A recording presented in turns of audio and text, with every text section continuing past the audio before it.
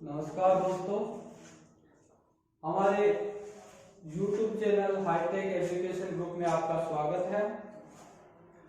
तो आज का हमारा टॉपिक है राजस्थान में किसान आंदोलन।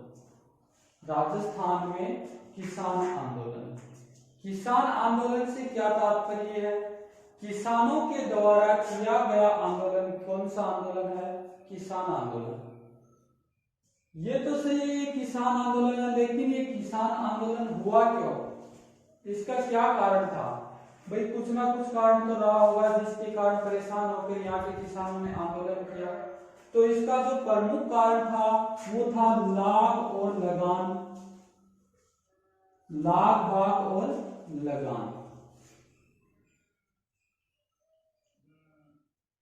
ये जो लगान थी ये यहाँ के किसानों के ऊपर फिक्स थी। जैसे कि 1857 की क्रांति के समय अधिकांश राजाओं ने क्या कर दी? अंग्रेजों से सहायक संधि कर दी। उसके पश्चात जो राजा थे वो तो फ्री हो गए और यहाँ के जो किसान थे उनके ऊपर लगान ये कर तो लगाया था। इसके अलावा ये नागबाग क्या होती है? इस लगान के अलावा जो एक्स्ट्रा कर लिया जाता था वो कौन सा कर था? लागबाग। देखो ये कितने प्रकार का कर था। संपूर्ण राजस्थान की बात करें तो यहाँ पर 135 प्रकार के कर लगाए गए थे। कितने प्रकार के? 135 प्रकार के कर लगाए गए थे। परंतु जब मेवाड़ की बात करें तो मेवाड़ में कुल 84 कर लगाए गए थे। ये तो है संपूर्ण राजस्थान में और ये है मेवाड़ में। देखो मेवाड़ क्षेत्र में 84 प्रकार के कर थे। अब देखो प्रमुख कर कौन कौन से हैं? इनमें हम कुछ करों की बात करेंगे। जैसे एक कर अपना पावना कर। पावना कर, देखो पावना कर कौन सा होता है? जब किसी शाही मेहमान के आगमन पर उसके स्वागत हेतु जो कर दिया जाता था वो कौन सा कर था? पावना कर। ठीक है। एक है चौरी कर। चौरी कर कौन सा था? जब किसान अपनी लड़कियों की शादी करते थे उस समय 5 रुपए का कर लिया जाता था। वो कौन सा कर कहलाता था?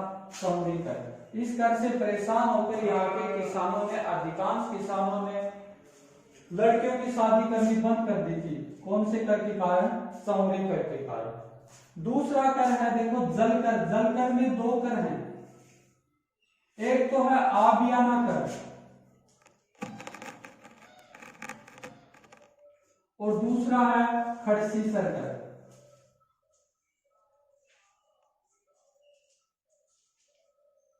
एक तो आबियाना कर है और दूसरा खड़सीसर कर। ये आबियाना कर भी ये जल कर का प्रकार है। ये कौन सा कर है? ये जब पेयजल वाला जो जल होता है उसके ऊपर कर लगाया गया था वो कौन सा कर था? आबियाना कर। जो सिंचाई करने के लिए उपयोग में लिया जाने वाला जल था उसके ऊपर कौन सा कर लगाया गया? खड़सीसर कर। एक है उत्तराधिकारी कर।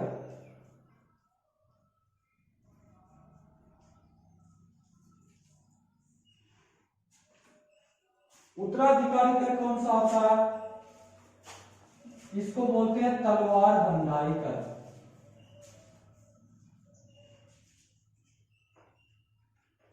जब नया राजा बनाया जाता था उस समय जो कर लगाया जाता था वो कौन सा कर था? उत्तराधिकारी तलवार बंधाई कर।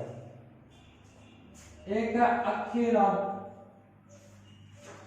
कर।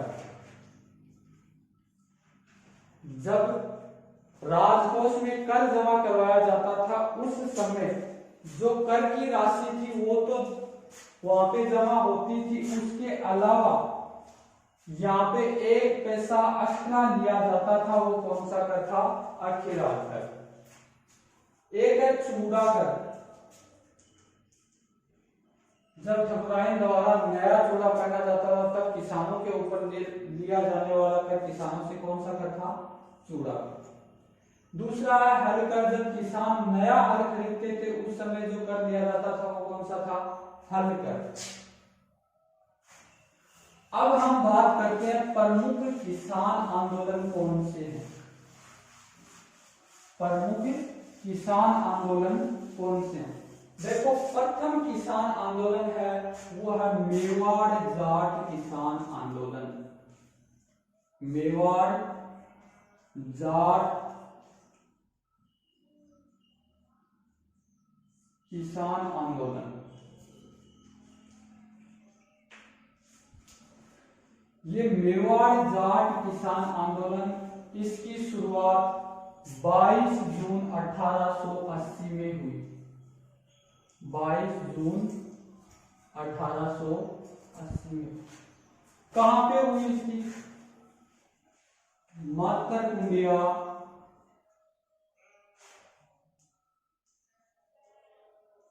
रासमी गांव। कहां पे पड़ता है ये? चित्तौड़गढ़ में।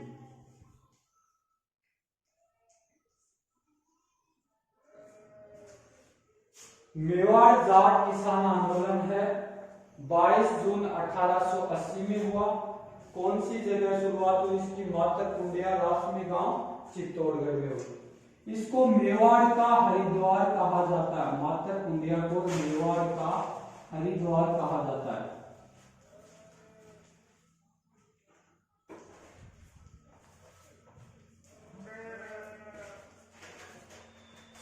मेवाड़ जाट किसान आंदोलन को राजस्थान का प्रथम किसान आंदोलन कहा जाता है। राजस्थान का प्रथम किसान आंदोलन कौन सा है? मेवाड़ जाट किसान आंदोलन।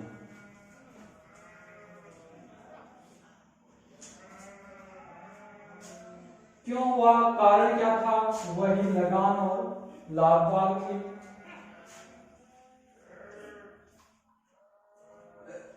अगला किसान आंदोलन है वो बिजोलिया किसान आंदोलन। कौन सा किसान आंदोलन है? बिजोलिया किसान आंदोलन।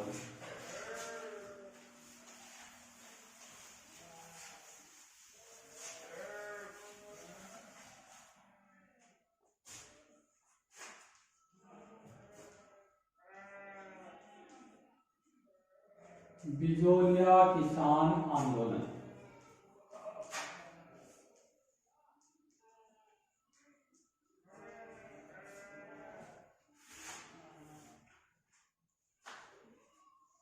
बिजोलिया किसान आंदोलन 1887 से लेकर 1941 तक चला। 1887 से लेकर 1941 तक चला। मतलब कि 44 वर्षों तक चलने वाला किसान आंदोलन कौन सा है? बिजोलिया किसान आंदोलन। ये बिजोलिया है, इसका प्राचीन नाम था विजयवली। प्राचीन नाम था इसका विजयवली।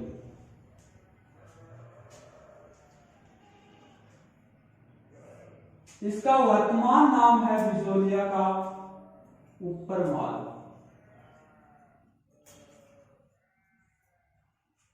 बिजोलिया का प्राचीन नाम था विजयवली, वर्तमान नाम है ऊपरमाल। देखो, ये बिजोलिया है, कहां पे पड़ता है दोस्तों? वर्तमान में भीलवाड़ा में पड़ता है।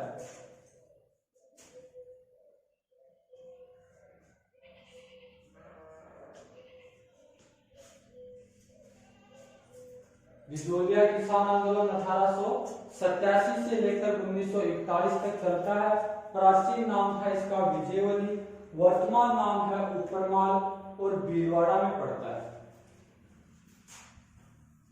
ये ऊपरमाल नाम क्यों पड़ा इसका? देखो, जब 1527 में सांगा ने खानवा युद्ध लड़ा था, उस समय गजनेर से अशोक परमार ने सांगा का साथ दिया था। कौन से युद्ध में? खानवा युद्ध में। तो उसी के उपलक्ष्य में सांगा ने इस अशोक परमार को ये बिजोलिया की जागीर उपहार में दी थी। कौन सी जागीर? बिजोलिया की जागीर। यहाँ पे कुल 83 गांव है, बिजोलिया में कुल 83 गांव है। इन 83 गांवों को मिलाकर एक ठिकाना बनाया गया जिसको क्या कहा गया? बिजोलिया कहा गया। और इस ठिकाने का जो प्रमुख होता था वह ठिकानेदार होता था। तो यहाँ का जो प्रमुख ठिकानेदार था वो कौन था? अशोक परमार। क्यों? क्योंकि इसको सांगा ने ये बिजोलिया की जागीर खानवा के युद्ध के पश्चात उपहार में दी थी।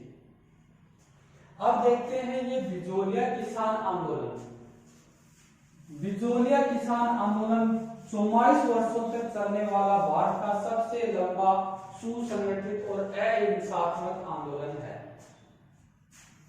ये 3 चरणों में पूर्ण होता है। बिजोलिया किसान आंदोलन दोस्तों 3 चरणों में पूर्ण करते हैं। देखो फर्स्ट चरण की बात करें तो ये चलता है 1887 से लेकर 1916 तक।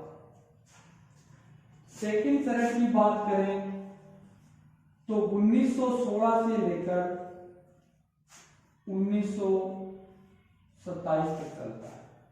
और थर्ड चरण की बात करें तो 1927 से लेकर 1941 तक चलता है। प्रथम चरण का जो नेतृत्व करता है वो है साधु सीताराम दास। प्रथम चरण का जो नेतृत्व करने वाला है वो है साधु सीताराम दास।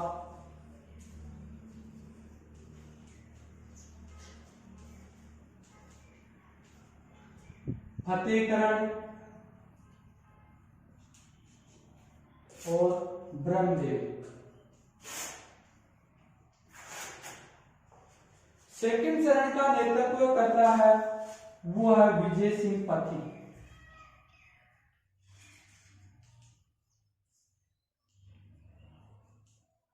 अधिकांश गाइड में आपको भूप सिंह गुर्जर भी मिलेगा। भूप सिंह, इसी विजय सिंह पथिक का नाम भूप सिंह था। थर्ड चरण की बात करते हैं तो थर्ड चरण का जो नेतृत्व करता है वह माणिक्यलाल वर्मा और हरिभाऊ उपाध्याय।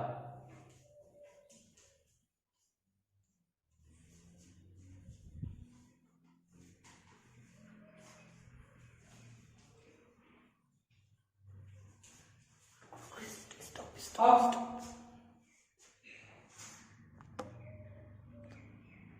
देखो आप प्रथम चरण देखते हैं इसमें बिजोलिया किसान आंदोलन में। प्रथम चरण बिजोलिया, यहाँ पे इसमें कुल 83 गांव थे, लेकिन यहाँ के किसानों के ऊपर कुल 84 प्रकार के कर लगाए गए। कितने प्रकार के? 84 प्रकार के कर लगाए गए। तो यहाँ के किसान इन करों से परेशान होकर आंदोलन करते हैं। मेवाड़ में गिरधारीपुरा गांव में, कौन से गांव में? गिरधारीपुरा गांव में गंगाराम बिश्नोई की मृत्यु, एक गंगाराम धाकड़ था जिसकी मृत्यु के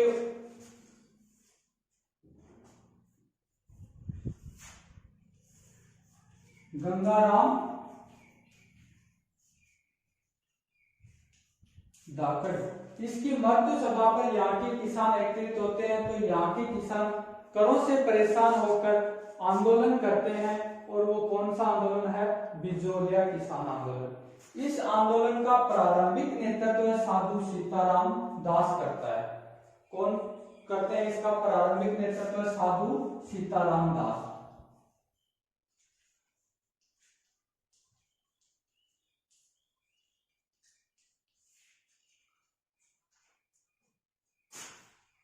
प्रथम चरण में देखो 1903 में यहाँ का राजा था करशन सिंह।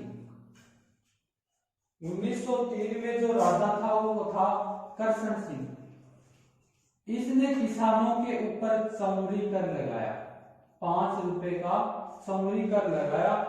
चौरी कर का मतलब होता है जब किसान अपनी लड़कियों का विवाह करते थे उसके उपरांत यहाँ के ठिकानेदार को 5 रुपए कर देना पड़ता था।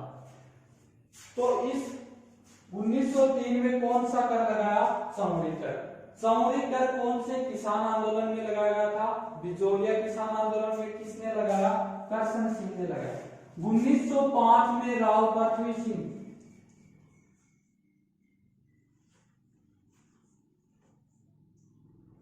इसने तलवार बंधाई कर लगाया। तलवार बंधाई कर जैसा कि हमने पीछे पढ़ा है उत्तराधिकारी कर।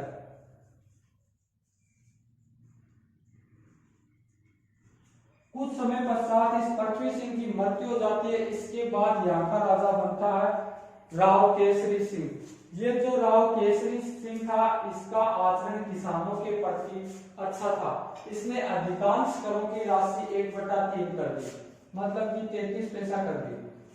अब देखो, जो बिजोलिया किसान आंदोलन का जो प्रथम चरण था 1887 से 1916 तक चला, ये चरण लगभग असफल रहा, क्योंकि यहाँ का नेता कमजोर है।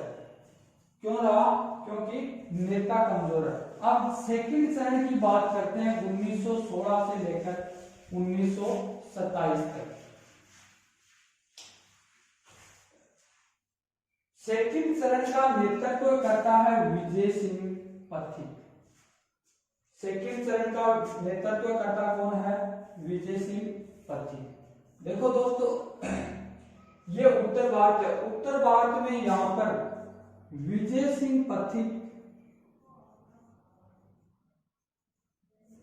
भूप सिंह गुज्जर और एक था गोपाल सिंह खरवा।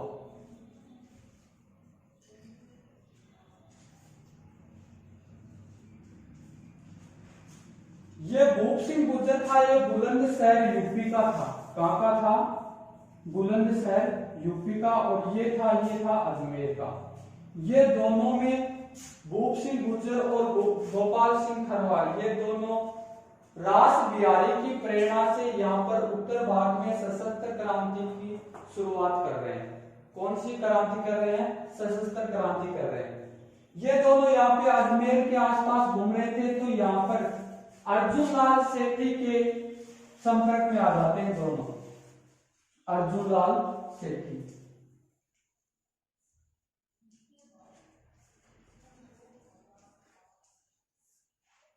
अर्जुन लाल सेठी का जन्म देखो दोस्तों, जयपुर के जैन परिवार में होता है। इन्होंने अपनी प्रारंभिक शिक्षा जयपुर से की। स्नातक की पढ़ाई इलाहाबाद से की। स्नातक की पढ़ाई इलाहाबाद से करने के पश्चात ये जयपुर आ जाते हैं। तो जयपुर आने के पश्चात जो यहाँ की सरकार थी, इस अर्जुन लाल सेठी को चौमू का जिलाधीश का पद दिया। किसको? अर्जुन लाल सेठी ने। अब इस अर्जुन लाल सेठी ने इस पद को ठुकराते हुए ये कहा कि अगर मैं नौकरी करूंगा तो भारत में से गोरों को बाहर कौन भगाएगा। तो इसने अपना जो जिलाधीश का पद था उसको क्या कर दिया? ठुकरा दिया। और इसने कहा कि मैं मातृभूमि के लिए पैदा हुआ हूं, मैं इसको आजाद कराऊंगा और इसी के लिए मर मिटूंगा। इस अर्जुन लाल सेठी ने 1904 ईस्वी में जयपुर में एक विद्यालय की स्थापना की, जैन वर्धमान विद्यालय।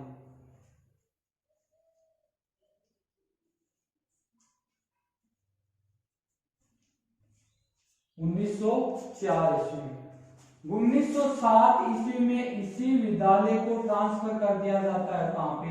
अजमेर में।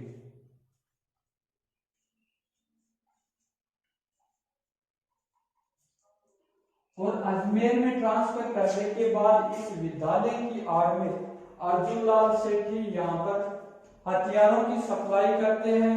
यहाँ पर जो व्यक्ति है उनको गोला बारूद का प्रशिक्षण दिया जाता है, मतलब कि उनको कुल मिलाकर क्रांतिकारी बनाया जाता है। ये भूप सिंह गुर्जर और गोपाल सिंह खरवा भी इसी विद्यालय में थे।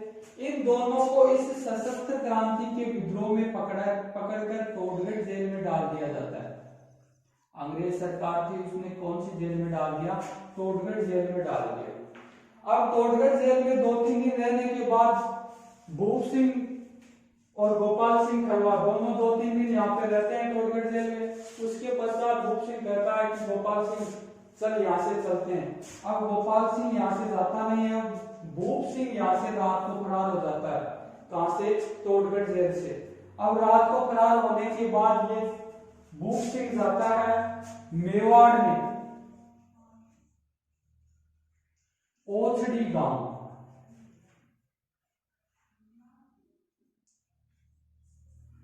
कहां पे पड़ता है ओछड़ी गांव? चित्तौड़गढ़ में पड़ता है।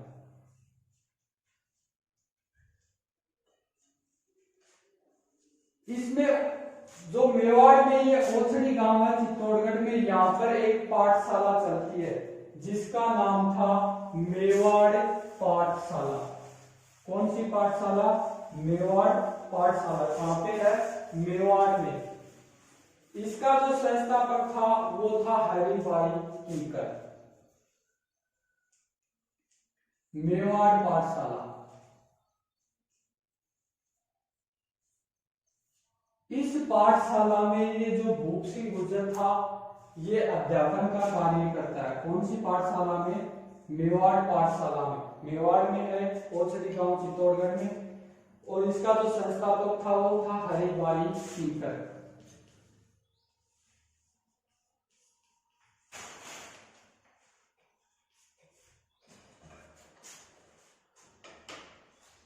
अब देखो इसने भूप सिंह से अपना नाम परिवर्तित कर लिया। यहाँ पर बिजोलिया इसमें मेवाड़ पाठशाला में आकर इसने अपना नाम परिवर्तित करके विजय सिंह पथिक रख लेता है। लंबी लंबी दाढ़ी बढ़ा लेता है क्योंकि अंग्रेजों को तलाश थी इसकी, जेल से भागा था। इस विजय सिंह पथिक का पता चल जाता है किसको? साधु सीताराम दास को। क्योंकि साधु सीताराम दास अजमेर तोड़गढ़ जेल में जाते हैं तो वहां पर गोपाल सिंह खरवार से पूछते हैं कि भूप सिंह कहां पे गया, तो उसने कहा कि वो तो मेवाड़ चला गया। और मेवाड़ में आकर इससे मिलते हैं। तो उस 1916 के बाद साधु सीताराम दास ने इस बिजोलिया किसान आंदोलन का नेतृत्व किसको सौंप दिया? विजय सिंह पथिक को सौंप दिया। देखो ऐसा माना जाता है, लगभग देखें तो जो बिजोलिया किसान आंदोलन का जो सेकंड चरण था वो बिजोलिया किसान आंदोलन का स्वर्ण काल कहलाता है। क्योंकि इस चरण में अंग्रेजी सरकार को झुकना पड़ेगा और अधिकांश कर माफ करने पड़ेंगे। तो 1916 में बिजोलिया किसान आंदोलन का नेतृत्व कौन करता है? विजय सिंह पथिक करता है। अब इसने 1916 में एक बोर्ड की स्थापना की जिसका नाम है किसान पंच बोर्ड।